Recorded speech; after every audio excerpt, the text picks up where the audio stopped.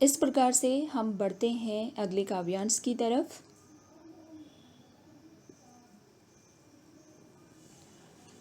सोचिए,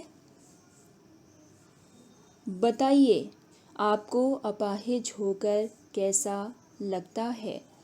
कैसा यानी कैसा लगता है, हम खुद इशारे से बताएंगे कि क्या ऐसा। अब देखिए, इस काव्यांश में हम देखते हैं कि संचालक, जो व्यक्ति अपंग है, उसको बार बार एहसास करवा रहा है कि वह अपंग है। उससे तरह तरह के अटपटे प्रश्न पूछता है। तो इस प्रकार से यह बड़ी संवेदनहीनता की बात है। संचालक उसके अपाहिजपन का एहसास उसे दिलाता है। इस काव्यांश के माध्यम से कवि देखिए क्या स्पष्ट करना चाहता है कि टीवी कैमरे के सामने बैठा हुआ व्यक्ति शारीरिक रूप से अक्षम है।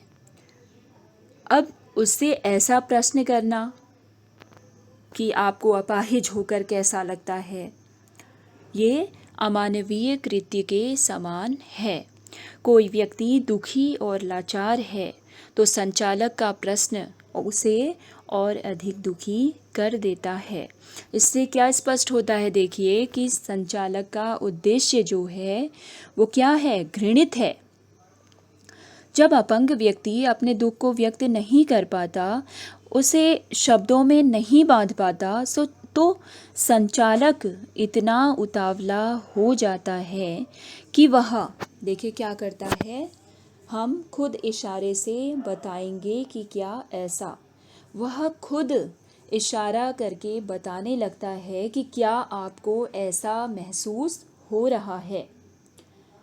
देखिए, फिर कहता है क्या, सोचिए और सोचकर मुझे बताइए कि आपको कैसा लगता है।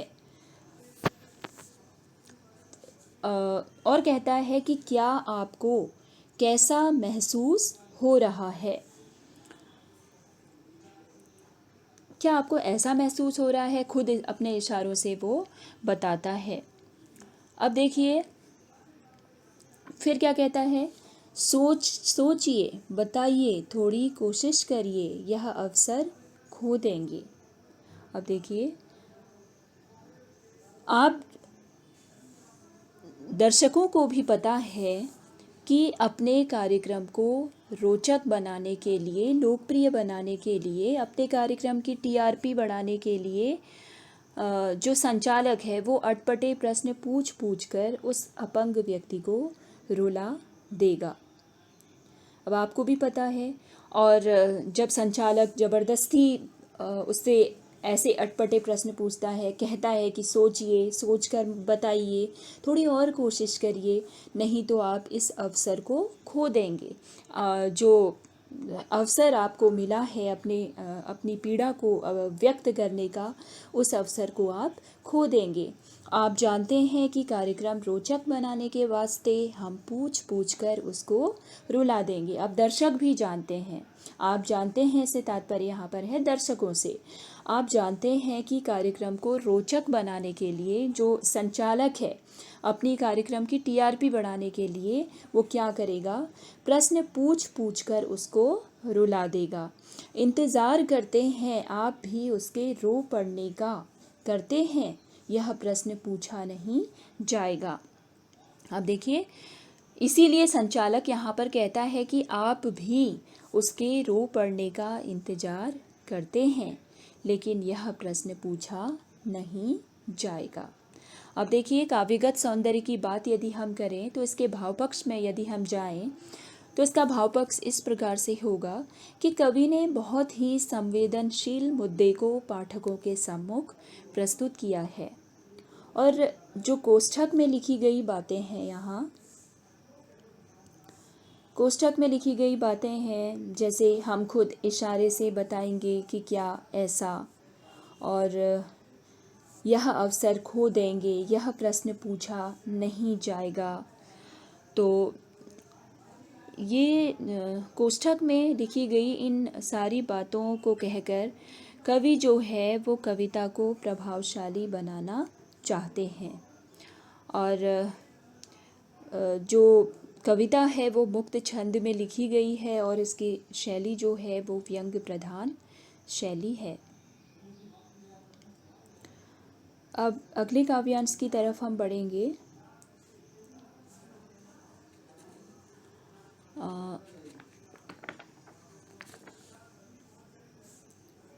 फिर हम पर्दे पर दिखलाएंगे फूली हुई आँख की एक बड़ी तस्वीर, बहुत बड़ी तस्वीर, उसके होठों पर एक कसमसाहट भी। आशा है आप उसे उसकी अपंगता की पीड़ा मानेंगे। एक और कोशिश। दर्शक धीरज रखिए, देखिए हमें दोनों एक संग रुलाने हैं। आप और वह दोनों। कैमरा बस करो, नहीं हुआ रहने दो, पर्दे पर वक्त की कीमत है। अब मुस्कुराएंगे हम। आप देख रहे थे सामाजिक उद्देश्य से युक्त कार्यक्रम, बस थोड़ी सी कसर रह गई। धन्यवाद। अब देखिए इस काव्यांश को हम देख लेते हैं। इस कविता का यह अंतिम काव्यांश है। इस काव्यांश में दूरदर्शन कार्यक्रम की वास्तविकता को उजागर किया गया है और दूरदर्शन कर्मियों की संवेदनहीनता पर व्यंग्य किया गया है। अब देखिए दूरदर्शन के संचालक के माध्यम से कवि इस काव्यांश में कह रहा है। इस काव्यांश में कवि दूरदर्शन संचालक के माध्यम से कह रहा है कि हम क्या करेंगे। देखिए पर्दे पर एक फूली हुई आँख की बड़ी तस्वीर दिखाएंगे।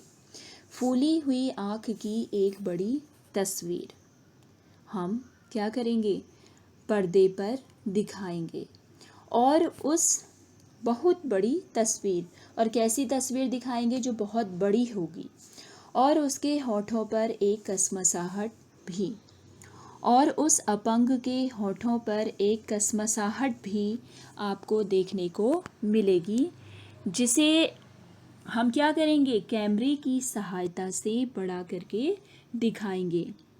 देखिए संचालक ने अभी तक आप लोगों ने पढ़ा, संचालक ने अभी तक न जाने कितने तरह के अटपटे प्रश्न उस अपंग से पूछे और अपने प्रश्नों से आहत करके उसने उस अपाहिज को रुलाने का प्रयत्न किया।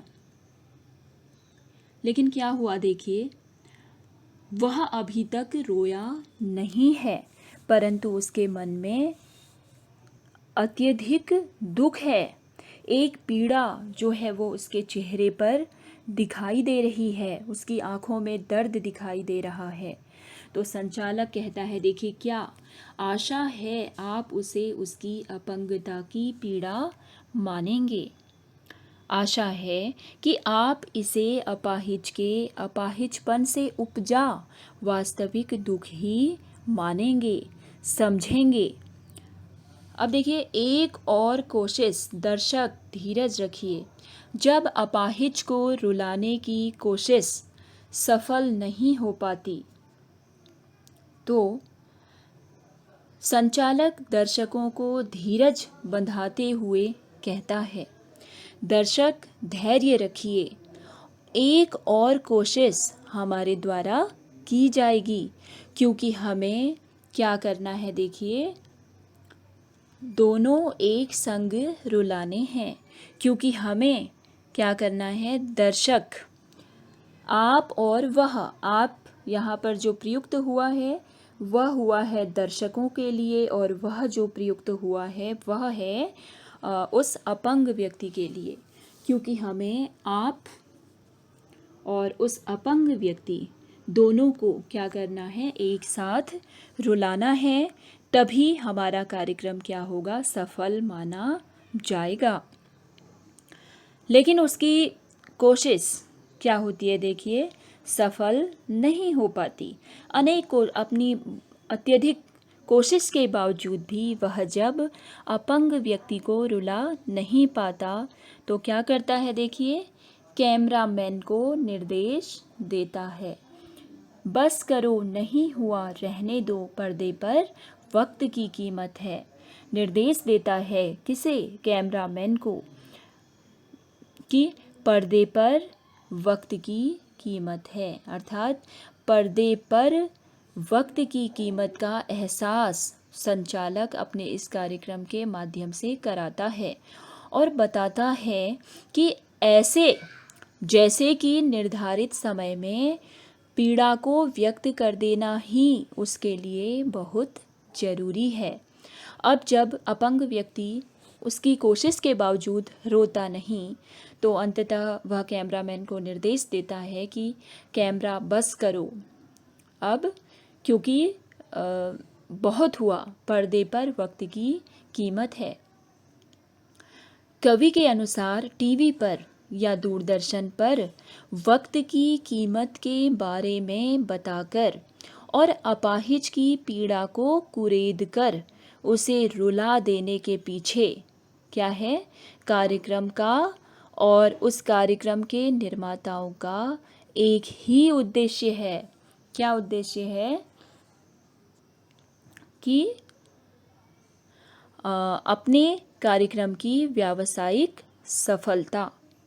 यदि हमारा कार्यक्रम सफल हो जाए, हमारी टीआरपी बढ़े, तो इसीलिए संचालक क्या करता है, इस तरह के चटपटे कार्यक्रमों को दर्शकों को दिखाता है। तो उसकी लोकप्रियता और उसकी व्यावसायिक सफलता उसे प्राप्त हो, यही कार्यक्रम के निर्माताओं का एकमात्र उद्देश्य होता है। अब देखिए इसके बाद अब क्या करता है, संचालक अपनी वास्तविकता पर लौट आता है और कहता है कि अब मुस्कुराएंगे हम, और मुस्कुराकर अब हम मुस्कुराएंगे और मुस्कुराकर क्या कहेंगे, देखिए आप देख रहे थे सामाजिक उद्देश्य से युक्त कार्यक्रम, बस थोड़ी सी कसर रह गई, धन्यवाद। संचालक जो है अपनी वास्तविकता पर लौट आता है और मुस्कुराते हुए कहता है कि आप सामाजिक उद्देश्य की पूर्ति के लिए बनाए गए कार्यक्रम को देख रहे थे।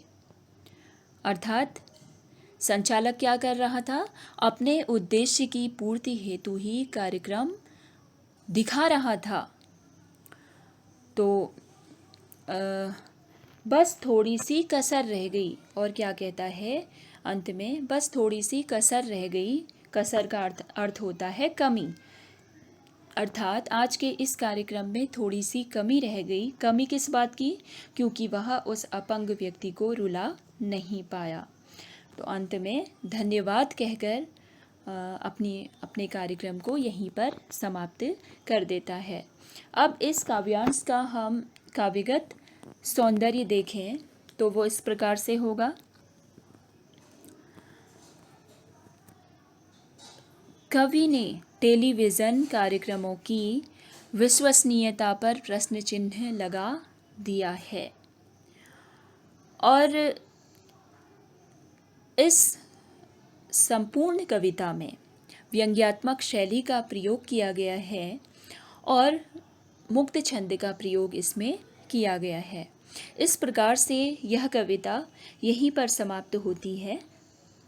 आशा करती हूँ आपको कविता पसंद आई होगी, समझ में आई होगी। धन्यवाद।